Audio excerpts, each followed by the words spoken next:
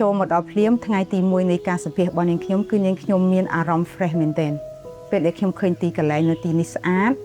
ស្រស់ស្រាយហើយនឹងធ្វើឲ្យនាងខ្ញុំចាប់អារម្មណ៍ហើយនាងខ្ញុំបានលួចគិតថាបើសិនជាខ្ញុំមានវាសនាទៅកាន់ទីនេះមិនដឹងជាសប្បាយចិត្តយ៉ាងណាខ្ញុំគិតថាបើសិនជាមានបងប្អូនឬក៏ភ្ញៀវផ្សេងៗដែលគាត់ចូលមកដល់ទីនេះហើយគាត់នៅមានអារម្មណ៍ដូចនាងខ្ញុំដែរ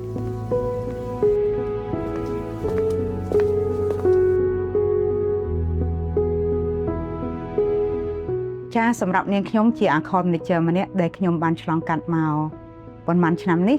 នាងខ្ញុំគិតថាគឺជា account ម្នាក់មិនមែនជាការងាយស្រួលទេចាគឺយើងគ្រប់គ្រងទៅលើចំណូលហើយនិងចំណាយចាការងារគណនេយ្យដែលនាងខ្ញុំសម្ដៅទៅលើ3ចំណុចដែលនាងខ្ញុំតែងតែកាន់ភ្ជាប់មករហូតមកដល់ឥឡូវនេះគឺមាន3ទី1គឺទៀងទាត់ច្បាស់លាស់ហើយនិងទាន់ពេល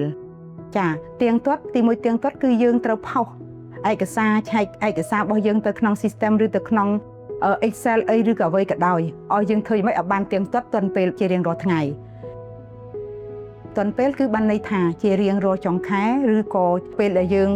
ថាកំណត់ថាអូខេទាន់ពេលនោះធ្វើឲ្យថ្ងៃទី1គឺថ្ងៃទី1យើងត្រូវតែបិទបញ្ជីឯកសារយើងត្រូវតែចប់ច្បាស់លាស់ហ្នឹងគឺចង់និយាយថាការដែលមុននឹងយើង print ឯកសារចេញមុននឹងយើងធ្វើអ្វីមួយហើយ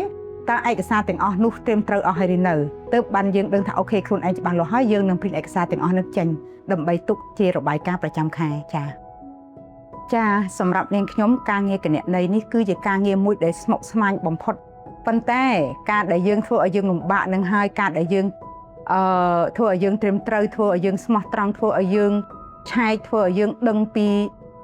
ការងារទាំងអស់នោះហើយដែលនាំឲ្យយើងរីកចម្រើនទៅថ្ងៃមុខហើយការងារទាំងអស់នេះហើយដែលបង្រៀនយើងឲ្យយើងចេះតស៊ូឲ្យយើងចេះអត់ធ្មត់